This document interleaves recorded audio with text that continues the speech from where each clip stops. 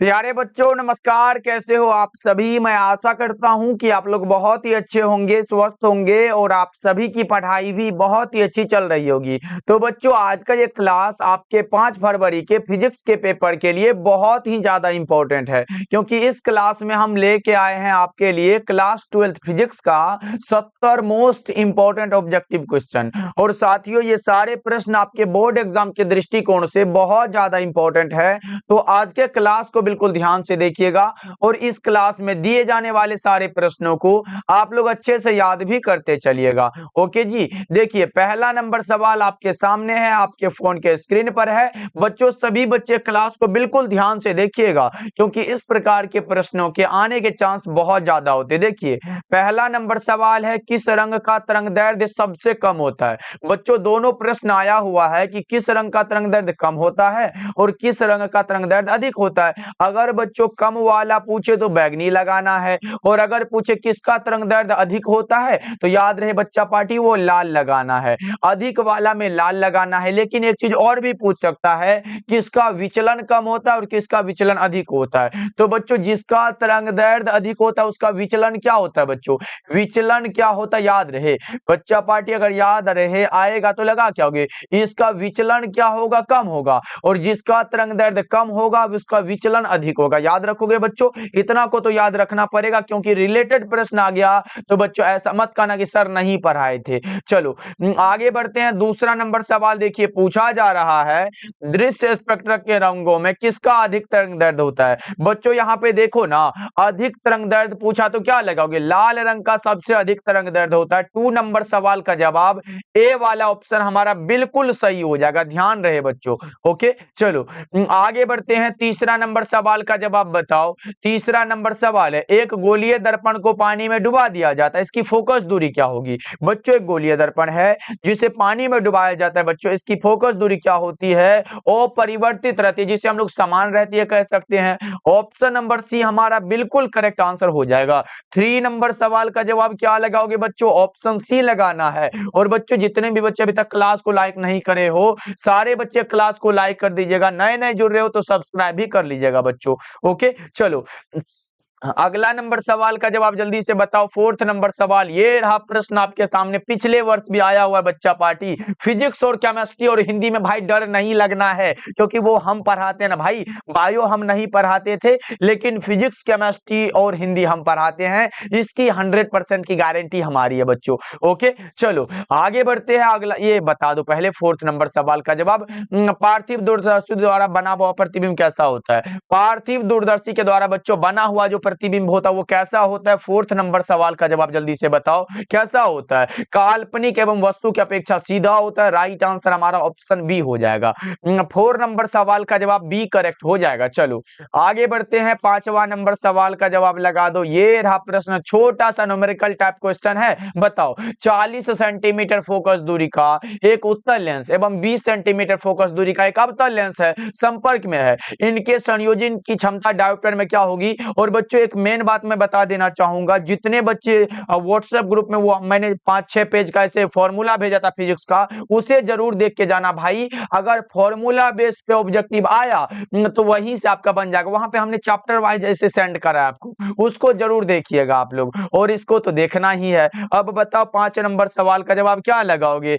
हम लोगों ने कौन सा पढ़ा, एक को मान लो ना भाई। एक को क्या मानना है सर, P1 मान लो। तो P1 बराबर कितना दिया गया है, 100 बाई फोकस दूरी से लगाओगे तो 40 यहाँ पे लिखना पड़ेगा। एक को 40 मान लो, 40 दूना 81, 4 पंचा का 20, यानी कि हम कह सकते हैं ये 2.5 हो जाएगा।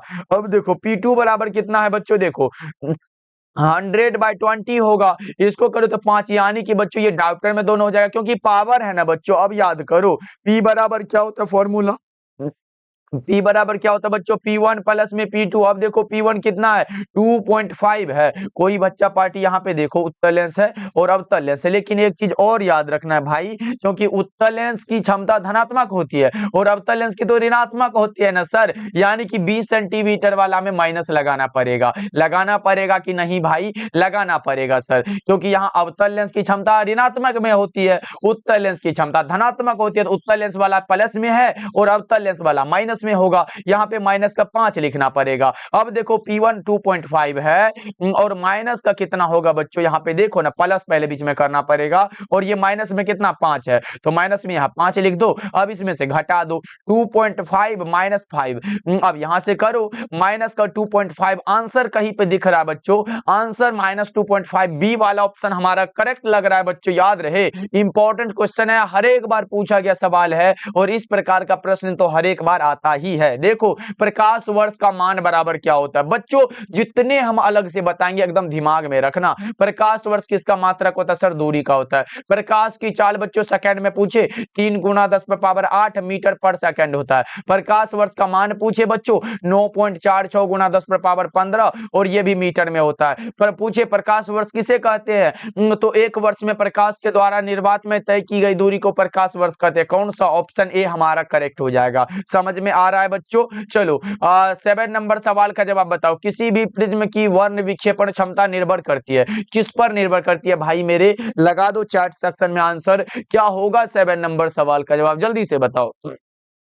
7 नंबर सवाल का जवाब लगाना है प्रिज्म के पदार्थ की प्रकृति पर। राइट आंसर हमारा बी वाला ऑप्शन 100% क्या है सर, करेक्ट हो जाएगा। चलो आगे बढ़ते हैं। 8 नंबर सवाल देखो, ध्रुवित प्रकाश उत्पन्न करने के लिए किसको प्रयुक्त किया जाता है बच्चों। यहाँ पे देखो ध्रुवित प्रकाश उत्पन्न करने के लिए जिसको प्रयुक्त किया जाता है वो निकोल प्रिज्म होता है। क्या होता है बच्चों, निकोल का प्रिज्म है। करेक्ट आंसर सी होगा। 8 नंबर सवाल का जवाब अगर आप लोग सी को लगा रहे हो तो करेक्ट हो जाएगा। चलो 9 नंबर सवाल बच्चा पार्टी, अब ये हमारा अंतिम प्रहार होने वाला है, देखते हैं कहां से प्रश्न आता है। लेकिन बच्चों ऐसा मत करना कि यही सिर्फ क्लास करना, नहीं, हमारा जितना भी फिजिक्स का क्लास हुआ उतना को तो करना पड़ेगा, क्योंकि हमने बुक वाला ऑब्जेक्टिव, एनसीईआरटी ऑब्जेक्टिव, उसके बाद गेस्ट पर ऑब्जेक्टिव सारा करा चुका है। देखो जब प्रकाश स्रोत और पर्दे के बीच की दूरी बढ़ा दिया जाए तो फ्रिंज की चौड़ाई सीधे रूप से बढ़ जाती है। 9 का ए हो जाएगा। चलो 10 नंबर सवाल का जवाब लगा दो आप लोग। 10 नंबर सवाल है प्रकाश अनुप्रस्थ तरंग, क्योंकि यह भैया ध्रुवन को प्रदर्शित करता है, पोलराइजेशन को बच्चों।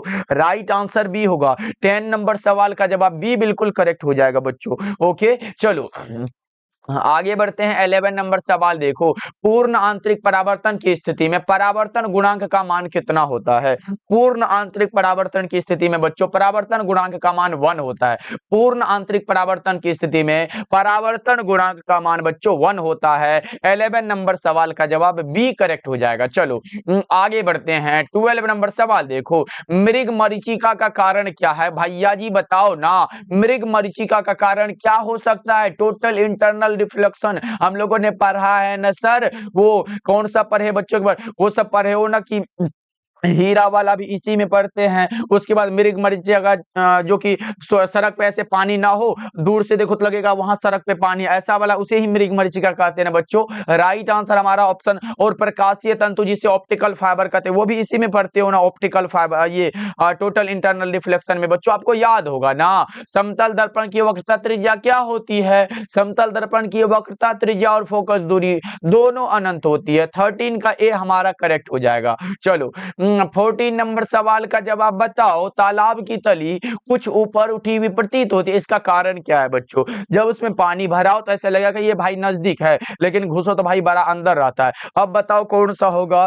तालाब की तली कुछ ऊपर उठी हुई प्रतीत होती है बच्चों, इसका जो मेन कारण है वो कौन सा, प्रकाश का अपवर्तन है, रिफ्रैक्शन ऑफ लाइट बच्चों। याद रहे सी वाला ऑप्शन करेक्ट हो जाएगा। चलो 15 नंबर सवाल देखो, वस्तु से बड़ा आभासी प्रतिबिंब बनता है, वस्तु से बड़ा प्रतिबिंब बन रहा है अवतल दर्पण होगा, और अगर वस्तु से छोटा वास्तविक बनता तो वो उत्तल दर्पण लगाते हैं, हम लोग पता है ना बच्चों। चलो आगे बढ़ते हैं। 16 नंबर सवाल का जवाब बताओ, एक पिन छिद्र कैमरा किस सिद्धांत पर कार्य करता है। एक पिन छिद्र कैमरा बच्चों किस सिद्धांत पर कार्य करता है, ये करता है प्रकाश के रेखीय प्रसारण पर। राइट आंसर डी होगा। याद रखना यहाँ पे देखो ना English medium, linear propagation of light, correct answer D हो जाएगा। चलो 17 नंबर सवाल, ये रहा छोटा सा प्रश्न है, आपसे तो जल्दी बन जाएगा। देखो जल और कांच के अपवर्तनांक क्रमशः 4/3 और 3/2 दिया गया है, तो जल का कांच के सापेक्ष अपवर्तनांक क्या होगा।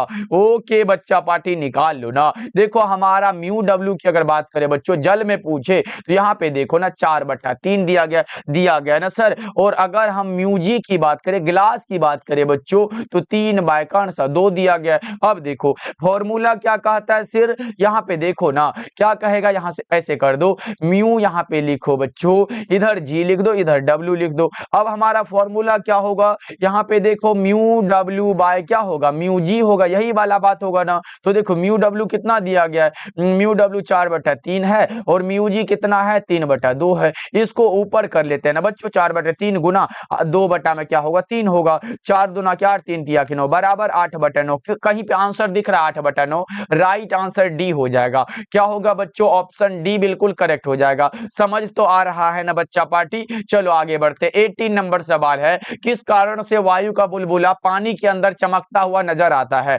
टोटल इंटरनल रिफ्लेक्शन, पूर्ण आंतरिक परावर्तन, राइट आंसर सी हो जाएगा। कौन सा बच्चों, पूर्ण आंतरिक परावर्तन से। चलो आगे बढ़ते हैं, 19 नंबर सवाल का जवाब बताओ। 19 नंबर सवाल देखो, एक माध्यम से दूसरे माध्यम में जाने पर प्रकाश की किरण मुड़ जाती है, किरण के मुड़ने को क्या कहा जाता है। यहाँ पे बच्चों विवर्तन मत लगाना, क्या होगा, गलत हो जाएगा। यहाँ पे कौन सा होगा, ये सर अपवर्तन होता है, यहाँ पे किरण मुड़ जाती है। ओके बच्चों, वहां पे था कि तीखे कोण से किरण मुड़ने की घटना को क्या कहते हैं, वो विवर्तन होता है। चलो आगे बढ़ते हैं, 20 नंबर सवाल का जवाब बताओ। कांच से हवा में प्रवेश करते समय किस प्रकाश का क्रांति कोण सबसे कम होता है। लो भैया वही वाला सवाल को दोहरा दिया एग्जाम ने, कौन सा होगा, क्रांतिक कोण बैगनी का अधिक होता है, क्रांतिक कोण बैगनी का अधिक होता है, याद रहे। करेक्ट आंसर डी होगा 20 नंबर सवाल का जवाब। चलो 21 नंबर सवाल को देखते हैं, मात्र 70 ऑब्जेक्टिव बताएंगे इस क्लास में और एग्जाम में आने के लिए भाई बहुत इंपॉर्टेंट होता है। देखो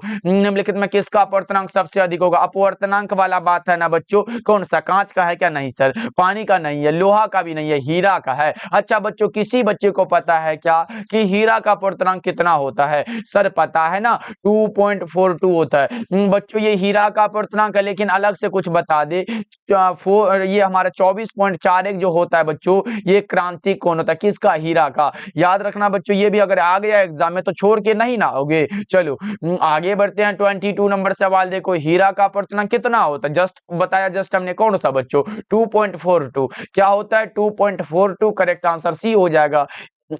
चलो 23 नंबर सवाल देखो, प्रकाश का वेग महत्तम होता है, प्रकाश का वेग महत्तम जो होता है बच्चों, निर्वात में होता है। प्रकाश का वेग सबसे अधिक है निर्वात में, प्रकाश का वेग बच्चों किसमें अधिक है, निर्वात में। चलो आगे बढ़ते हैं, अगला नंबर सवाल देखो, 24 नंबर सवाल है, जब प्रकाश एक माध्यम से, अब देखो जब प्रकाश एक माध्यम से दूसरे माध्यम में प्रवेश करता है तो कौन सी राशि है जो बच्चों परिवर्तित नहीं होती, यानी कि अपरिवर्तित रहती है, उसका नाम होता है कौन सा, आवृत्ति बच्चों, फ्रीक्वेंसी। राइट आंसर बी हो जाएगा। चलो आगे बढ़ते हैं, 25 नंबर सवाल देखो, लेंस की क्षमता का मात्रक क्या होगा। पहले तो आपको यह जानना बहुत आवश्यक है कि लेंस की क्षमता कहते किसको है, तो किसी लेंस के द्वारा किरण मुड़ने की शक्ति ही हमारे लेंस की क्षमता कहलाती है। बच्चों यहाँ पे अगर एसआई मात्रक की बात करें, एसआई मात्रक होता है मीटर इनवर्स, और जो प्रचलित मात्रक होता है, याद रखना ये दोनों तरीके से पूछ सकता है। यहाँ पे अगर प्रचलित मात्रक आपसे पूछे तो ये क्या होता है बच्चों, ये होता है डायोप्टर, जिसे हम लोग ऐसे करके या फिर डायोप्टर ऐसे करके भी लिखते हैं। अब देखो बच्चों, लेकिन यहाँ पे एसआई मात्रक पूछा, अब बताओ जी एग्जामिनर को भाई कैसे क्वेश्चन वैसन टाइप हो जाता है, ये डायोप्टर ऐसे लगा सकते हो, लेकिन हमारा ज्यादातर जो सही होता है वो मीटर इनवर्स होता है, क्योंकि ऐसा यूनिट पूछा ना कि ये हमारा ये प्रचलित मात्रक। ओके चलो आगे बढ़ता, अभी का तो बी लगाना ही पड़ेगा। चलो 26 नंबर सवाल देखो, दो उत्तल लेंस परस्पर संपर्क में रखे हैं तो समतुल्य लेंस क्या होगा, समतुल्य लेंस की बात हो बच्चों उत्तल होगा। समतुल्य लेंस क्या होता है सर, उत्तल होता है। चलो आगे बढ़ते हैं, अगला नंबर सवाल देखो, 27 नंबर सवाल है, कांच के एक अवतल लेंस को जब जल में डुबाया जाता है तब यह हो जाता है, क्या होता है, जल्दी से बताओ क्या हो जाता है सर, जल्दी से बताओ ना, कम अपसारी। ओके बच्चों, अच्छा ये बताओ अपसारी लेंस को कौन सा लेंस कहते हैं, ये आप लोग कमेंट करो, ये हम नहीं बताने वाले, आप एग्जाम में आ गया तो भाई ये भी बोलोगे नहीं बताए थे। अच्छा बताओ अपसारी किसे कहते हैं, अपसारी लेंस बोले, दर्पण नहीं बच्चा, अपसारी। यहाँ पे देखो अपसारी का लगाना और एक बार लगा देना अभिसारी किसे कहते, ये दोनों का आप लोग कमेंट करके बताओ, हम कुछ नहीं जानते, आप लोगों का कमेंट ये दोनों का आंसर आना चाहिए, अगर लिखोगे भाई तभी ना याद होगा, तो याद रहे। अगर पूछ दे कि अपसारी लेंस को क्या कहते हैं या फिर अभिसारी लेंस को क्या कहते हैं, ये आप कमेंट करके बताओ, हम नहीं बताएंगे। चलो आगे बढ़ते हैं, 28 नंबर नंबर सवाल देखो, एक लेंस है जिनकी फोकस दूरी 20 सेंटीमीटर है, क्षमता वाला पावर पूछा भाई 100/f। सर 100 बाय फोकस दूरी काहे लिखे, हम तो 1 बाय फोकस दूरी भी लिख सकते हैं। तो बच्चा पाठी थोड़ा सा समझने वाली बात यह है कि जब हमारा फोकस दूरी सेंटीमीटर में दिया गया तो ये वाला फॉर्मूला यूज करेंगे। अब देखो 100 बाय फोकस दूरी 20 है तो 20 से काट दो, 20 बचेगा 100। 5 डायोप्टर देख लो, पावर 5 डायोप्टर कहीं पे है, राइट आंसर डी हो जाएगा। ओके, समझ में आ रहा है ना बच्चों? चलो समझ समझ के क्लास करना है, अब कोई जल्दी नहीं है भाई, एग्जाम में तो जाना ही है। बस देख लो, देखो जब श्वेत प्रकाश की किरण लेंस में प्रवेश करते हो तो निम्न में से किस में परिवर्तन होता है? होने वाला वेग और तरंग दैर्ध्य है।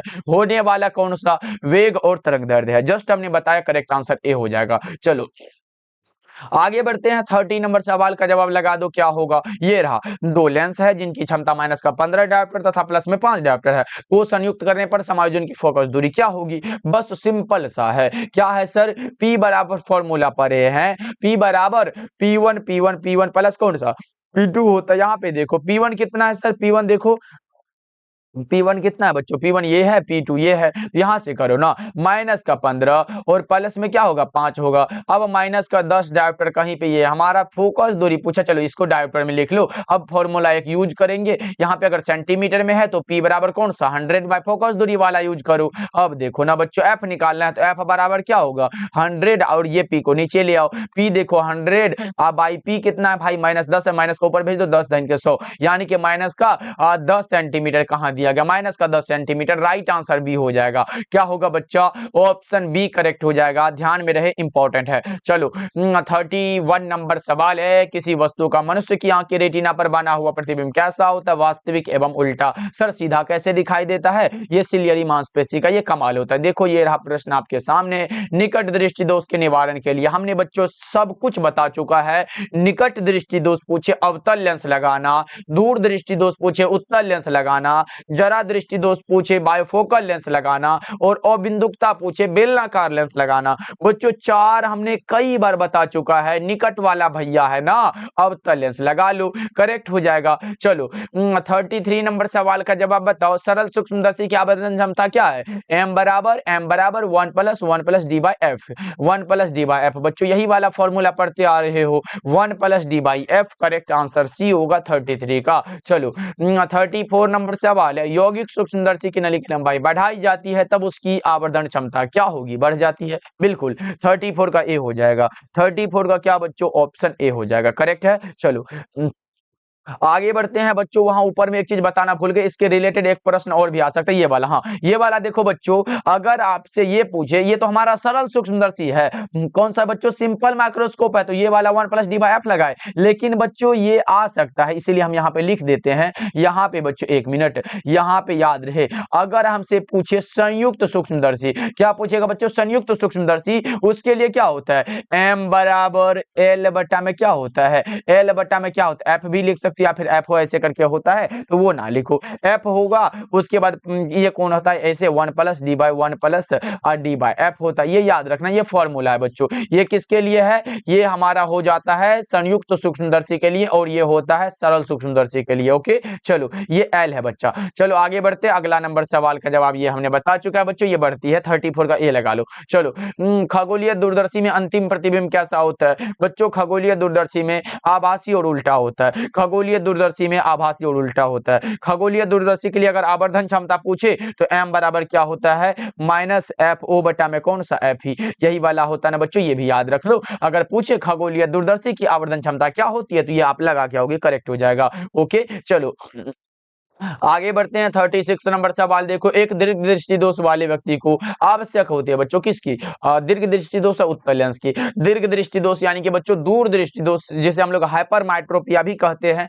वही वाला बात है। चलो आगे बढ़ते हैं, 37 नंबर सवाल देखो, सामान्य समायोजन में खगोलीय दूरदर्शक की नली की लंबाई, यहाँ पे बच्चों आवर्धन क्षमता नहीं है, यहाँ पे नली की लंबाई है, कौन सा लगाओगे? एल बराबर क्या होगा? एल बराबर FO प्लस में एफ ही, ये होता है FO प्लस में एफ ही, यही वाला बात है बच्चों। ये लंबाई है और ये फोकस दूरी, हमने ये आवर्धन क्षमता क्या बताया था बच्चों? इसके लिए हमने, जल्दी से बताओ, खगोलीय दूरदर्शक के लिए आवर्धन क्षमता क्या बताए थे बच्चों? जल्दी से बताओ। m बराबर माइनस एफ ओ बटा में एफ ई, ये तो याद है ना बच्चों, ये भी हो जाता है, यानी कि ये दोनों को याद रख लो। लंबाई पूछे, ये लगाना, करेक्ट आंसर डी हो जाएगा, बिल्कुल करेक्ट हो जाएगा। चलो 38 नंबर सवाल का जवाब बताओ। 38 नंबर सवाल है, वर्ण विपथन दोष नहीं पाया जाता किसमें? वर्ण विपथन का दोष बच्चों किसमें नहीं पाया जाता, जल्दी से बताओ। 38 का करेक्ट आंसर परावर्तक दूरदर्शक में। राइट आंसर हमारा जो होगा 38 का वो ऑप्शन नंबर बी हो जाएगा। ओके, और चलो आगे बढ़ते हैं, इसके लिए कोई ये नहीं है। चलो अगला नंबर सवाल देखो, बेलनाकार लेंस का व्यवहार किया जाता है। भैया जी हमने बताया ना, बेलनाकार लेंस आए आप लगाओगे कौन सा? ओ बिंदुकता, ओ बिंदु बच्चों कोता, अबिंदुकता कौन सा, जिसे हम लोग एस्टिग्मेटिज्म कहते हैं। ऐसा मत करना भाई, इंग्लिश के चक्कर में बोलना भाई अबिंदुकता तो नहीं मिला, चलो ये क्वेश्चन ही गलत है, ऐसे कर देना, और उसके बाद पता चलेगा कि भाई एग्जामिनर ने आपका नंबर ही काट लिया। तो भाई एकदम अच्छे से ऑप्शन को पढ़ना है, कभी कभी इंग्लिश को क्या करता है, हिंदी में लिख देता है। चलो आगे बढ़ते हैं। 40 नंबर सवाल देखो, सामान्य समायोजन के लिए खगोलीय दूरदर्शक की आवर्धन क्षमता क्या होती है? जस्ट हमने बताया बच्चों, क्या होता है जल्दी बताओ, कौन सा? एम बराबर क्या बताया, जल्दी से बताओ ना भाई, चैट करोगे तभी पता चलेगा ना। एम बराबर कौन सा? माइनस एफ ओ बटा में एफ ई, यही लिखे थे ना, यानी कि F O by F E, correct answer A हो जाएगा। देखो बच्चों इतना अच्छे से समझा रहे हैं, और अगर आप लोग भूल जाओगे तो भाई एकदम बहुत बुरा लगेगा ना। चलो 41 नंबर सवाल है, पतली झिल्ली के रंगीन दिखने का कारण प्रकाश का व्यतिकरण है। पतली झिल्ली के रंगीन दिखने का कारण कौन सा? इंटरफेरेंस ऑफ लाइट है, करेक्ट आंसर बी हो जाएगा। चलो 42 नंबर सवाल देखो, आकाश का रंग नीला दिखने का कारण क्या? आकाश का रंग नीला दिखता है, हम लोग प्रकीर्णन में पढ़े हैं, हाँ बिल्कुल प्रकीर्णन में ही पढ़े हैं, करेक्ट आंसर ए होगा। चलो, और ये वर्ण विक्षेपण में हम लोगों ने वो इंद्रधनुष के बारे में पढ़ा है, प्रिज्म के बारे में पढ़ा है। देखो जब प्रकाश की किरण एक स्लैब में प्रवेश करती है तो इसका तरंगदैर्ध्य भी सीधे रूप से घट जाता है। क्या होता है? घट जाता है बच्चों। चलो 44 नंबर सवाल है, इंद्रधनुष का निर्माण, लो भाई इंद्रधनुष के बारे में पढ़े हैं, प्रिज्म के बारे में पढ़े हैं, ये सब किस में? वर्ण विक्षेपण में बच्चों। कौन सा? डिस्पर्सन ऑफ लाइट या फिर कलर कह सकते हो, करेक्ट आंसर सी होगा। चलो नेक्स्ट नंबर सवाल का जवाब बताओ, ये रहा, वायुमंडल की अनुपस्थिति में पृथ्वी से आसमान का रंग कैसा दिखाई देगा? वायुमंडल की अनुपस्थिति में बच्चों पृथ्वी से आसमान का रंग जो दिखाई देगा वो कैसा होता है? वो होता है काला। कैसा बच्चों? ब्लैक होता है, राइट आंसर ए हो जाएगा। चलो नेक्स्ट नंबर सवाल का जवाब बताओ, प्रकाश के रंग का कारण क्या है बच्चों? प्रकाश के रंग का कारण इसकी आवृत्ति है, इसके रंग का कारण इसकी आवृत्ति ही है, करेक्ट आंसर ए होगा, फ्रीक्वेंसी बच्चों। चलो अगला नंबर सवाल देखो, पतले प्रिज्म द्वारा न्यूनतम विचलन का कोण क्या होता है? ये भी हमने बता चुका है बच्चा, ये भी आप गलत नहीं करोगे, जल्दी से बताओ। ऐसे करके डेल्टा एम लिखते थे ना बच्चों, ऐसे करके म्यू माइनस यहाँ पे 1 मिनट बराबर म्यू माइनस का 1 इंटू में ऐसे करके ए लिखते थे, यही वाला शायद पूछा ना बच्चों, म्यू माइनस 1 इंटू ए, करेक्ट आंसर ए होगा। 47 का ए करेक्ट हो जाएगा बच्चों। ओके चलो आगे बढ़ते हैं। 48 नंबर सवाल देखो, समांतर सतह वाली कांच की पट्टी की शक्ति कितनी होती है? समांतर सतह वाली कांच की पट्टी की शक्ति 0 होती है। कैसी बच्चों? 0। चलो नेक्स्ट नंबर सवाल का जवाब बताओ, ये रहा प्रश्न आपके सामने 49 नंबर सवाल, खगोलीय दूरदर्शी के लिए निम्न में कौन सही है? खगोलीय दूरदर्शी के लिए बच्चों कौन सा सही है? F O is greater than F E, correct answer B होगा 49 का। चलो अगला नंबर सवाल का जवाब बताओ, ये रहा प्रश्न 50 नंबर सवाल, एक सरल सूक्ष्मदर्शी से बना हुआ प्रतिबिंब कैसा होता है? एक सरल सूक्ष्मदर्शी से बच्चों बना हुआ प्रतिबिंब कैसा होता है? सिंपल माइक्रोस्कोप है, इसलिए जल्दी से बताओ। ओके काल्पनिक और सीधा, ए वाला ऑप्शन हमारा करेक्ट हो जाएगा। 50 नंबर सवाल का जवाब ए बिल्कुल सही है बच्चों, याद रखना आप सब। चलो 51 नंबर सवाल का जवाब जल्दी से लगा दो, ये रहा, प्रकाश वर्ष किस भौतिक राशि का मात्रक है? जस्ट हमने बताया दूरी का, प्रकाश वर्ष बच्चों दूरी का मात्रक है। प्रकाश वर्ष किसका मात्रक है? दूरी का, सब बता दिया हमने, क्या कहते हैं, किसे कहते हैं, मान कितना होता है, ये सब बता चुका है हमने। देखो एक स्वस्थ व्यक्ति के लिए आंख के लेंस की फोकस दूरी, बच्चों यहाँ पे समझने वाली बात यह है, अगर आपसे पूछेगा, अगर क्या पूछेगा सर, अस्पष्ट दूरी, यहाँ पे 1 मिनट, यहाँ पे 1 मिनट बच्चा पार्टी, अरे भाई डिलीट हो जाओ। हाँ देखो अगर आपसे पूछे अस्पष्ट दृष्टि की कौन सा बच्चों न्यूनतम वाला दूरी, कौन सा बच्चों न्यूनतम दूरी अगर पूछे तो वो हमारा 25 सेंटीमीटर होता है, जबकि फोकस दूरी पूछे तो 2 सेंटीमीटर होता है, राइट आंसर भी हो जाएगा। ओके चलो आगे बढ़ते हैं। 53 नंबर सवाल का जवाब लगा दो, 4 डायोप्टर क्षमता वाले लेंस की फोकस दूरी क्या होती है? 4 डायोप्टर क्षमता है भाई, बताओ क्या होगा?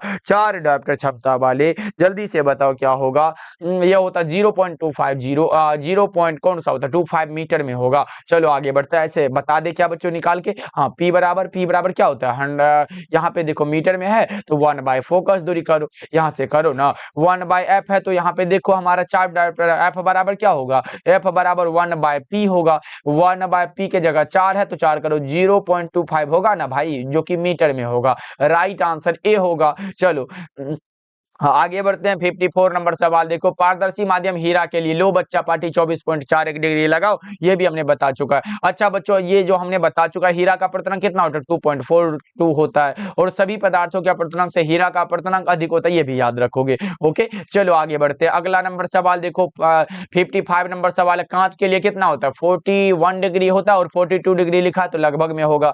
राइट आंसर डी होगा। ऐसे मैनुअली हमारा 41 डिग्री ही होता है। चलो आगे बढ़ते हैं 56 नंबर सवाल है। ये तो वही वाला प्रश्न है भाई, ये तो वही वाला प्रश्न है कि यहाँ पे यदि म्यू जी इतना दिया गया है, म्यू डब्ल्यू इतना है, तो ये हमारा म्यू डब्ल्यू जी क्या होगा, जल्दी से बताओ। 56 नंबर सवाल का जवाब क्या होगा। वही वाला फॉर्मूला सेम टू सेम है भाई। कौन सा, देखो यहाँ पे निकालना पड़ेगा ना भाई, निकालो जल्दी से, यहाँ पे कर लो। कौन सा, यहाँ पे देखो पहले हमारा म्यू जी कितना दिया गया भाई, म्यू जी बराबर 3/2 दिया गया है ना भाई, और यहाँ से देखो म्यू डब्ल्यू कितना दिया गया सर, ये 4/3 दिया गया है। तो वही वाला फॉर्मूला को अपनाओगे क्या बच्चों, म्यू डब्ल्यू वाला और जी वाला क्या होगा, म्यू डब्ल्यू बाय क्या होता है भाई, म्यू डब्ल्यू बटा में म्यू जी होगा। अब देखो म्यू डब्ल्यू कितना दिया गया 4/3 है, और गुना में बटा में क्या होगा, म्यू जी 3/2 है। अब देखो बराबर में 4/3 और गुना में 2/3। अब देखो 4 दूना के 8, 3 तिया 9, ये वाला आंसर सही हमारा 8/9 करेक्ट आंसर डी हो जाएगा। इसका भी सेम आंसर निकला भाई मेरे, करेक्ट आंसर डी हो जाएगा। चलो 57 नंबर सवाल है, वही वाला बात है बच्चों। लेंस की शक्ति के लिए P बराबर क्या लिखे थे, P1 + P2। देख रहे हो बच्चों फॉर्मूला, इसलिए जो फॉर्मूला हम आपको ग्रुप में भेजे उसको तो भाई एकदम हर हाल में याद कर लेना। ऑब्जेक्टिव वहां से बनेगा एकदम 100% भाई, एकदम लिख के ले लो 100%, वहां से ही ये फॉर्मूला वाला ऑब्जेक्टिव बन जाएगा। सारे फॉर्मूला को हमने उसमें कवर कर दिया। P बराबर P1 + P2 ए हो जाएगा। चलो ये रहा 58 नंबर सवाल। लेजर क्रिया के लिए आवश्यक संख्या परिवर्तन, लेजर क्रिया के लिए आवश्यक है संख्या परिवर्तन। ऐसे अर्धचालक भी आवश्यक होता है, लेकिन अर्धचालक में ज्यादातर जो सही होगा वो संख्या परिवर्तन है बच्चों। ओके चलो आगे बढ़ते हैं। अगला नंबर सवाल देखो 59 नंबर सवाल है। व्यतिकरण की घटना के लिए जो मेन होता है वो होता है कलांतर। ऐसे कलांतर होता है भाई, कलांतर होता है, ये कालांतर नहीं होता। यहाँ पे कौन सा फेज डिफरेंस होता है, टाइम डिफरेंस नहीं। चलो आगे बढ़ते हैं। अगला नंबर सवाल देखो ये रहा। विवर्तन फ्रिंजों की चौड़ाई क्या होती है, विवर्तन फ्रिंजों की चौड़ाई व्यतिकरण फ्रिंजों की चौड़ाई क्या होती है, समान नहीं होती है बच्चों। राइट आंसर भी हो जाएगा 60 नंबर सवाल का जवाब। चलो अगला नंबर सवाल का जवाब बताओ। 61 नंबर सवाल है। प्रकाश के कणिका सिद्धांत के प्रतिपादक कौन थे। कणिका सिद्धांत न्यूटन भैया के द्वारा दिया गया है। कणिका सिद्धांत बच्चों न्यूटन के द्वारा दिया गया है। ओके चलो 61 का बी हो जाएगा। चलो अच्छा बच्चों, तरंग सिद्धांत किसके द्वारा दिया गया, ये आप लोग कमेंट करके बताओ। अब बताओ तरंग सिद्धांत बच्चों, ये जल्दी से लिख के बताओ तरंग सिद्धांत किसके द्वारा दिया गया है। और अगर पूछे क्वांटम सिद्धांत किसके द्वारा दिया गया, ये भी याद रख लो। क्वांटम सिद्धांत बच्चों किसके द्वारा दिया गया, ये भी आप लोग कमेंट करके बताओ। क्वांटम सिद्धांत किसके द्वारा दिया गया, ये दोनों याद रखोगे। और एक पूछ लेते हैं बच्चा पार्टी की याद रहे, ये मजा आता है पूछने में। अच्छा पूछे द्रव्य तरंग सिद्धांत, द्रव्य तरंग सिद्धांत किसके द्वारा दिया गया है। ये तीनों आंसर आप लोग कमेंट करके बताओ, जल्दी से बताओ। हम तो बताने वाले ऐसे है नहीं, करेक्ट आंसर अभी का भी लग जाएगा।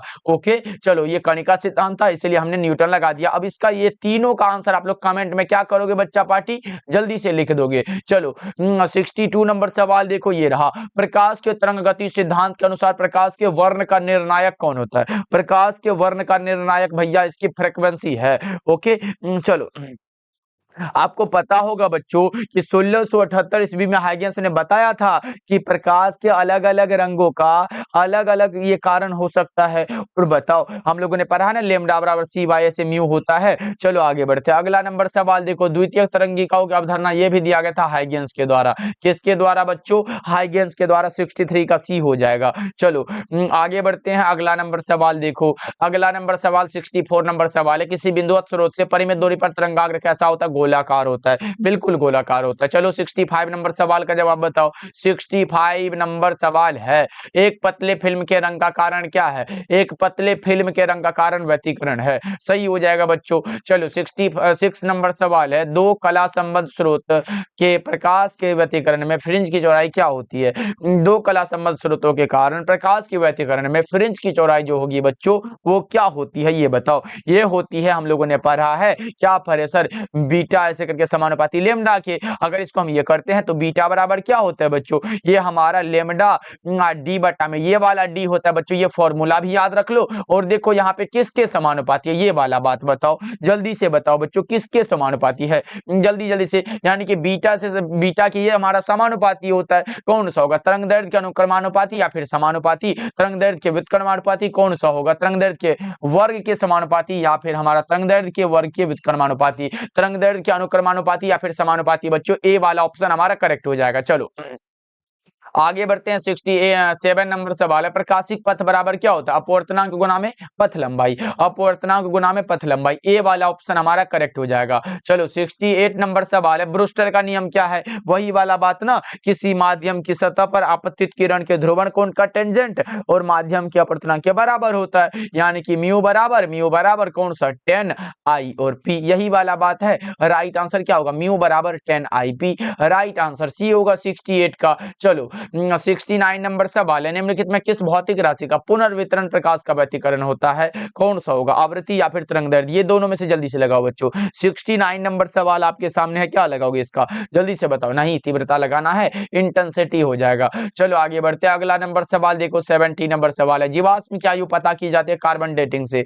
जीवाश्म की आयु कार्बन डेटिंग के द्वारा पता की जाती है। 70 नंबर सवाल का जवाब ऑप्शन नंबर ए करेक्ट हो जाएगा। ओके बच्चों, चलो जी, आज के क्लास में हम लोगों ने पूरे 70 ऑब्जेक्टिव को कवर किया बच्चों। एग्जाम जैसे कि हम कौन सा पढ़ाते, केमिस्ट्री पढ़ाते हैं बच्चों, फिजिक्स भी पढ़ाते हैं, और आप लोगों का डिमांड था तो हमने बायोलॉजी भी पढ़ा दिया। लेकिन हम फिजिक्स और केमिस्ट्री में गारंटी लेते हैं बच्चों, फिजिक्स और केमिस्ट्री में ऑब्जेक्टिव छूटने वाला नहीं है। और हिंदी में तो भाई तहलका मचाओगे, क्योंकि हिंदी में इतना अच्छे से पढ़ा दिए हैं कि आगे कहीं जिंदगी में कहीं भी भाई एकदम दिक्कत नहीं होगा। ओके बच्चों, चलो जी, आज का क्लास कैसा लगा कमेंट करके बताना, और सारे बच्चे एक बार क्लास को भी लाइक कर देना बच्चा पार्टी। ओके, मिलते हैं फिर अगले क्लास में।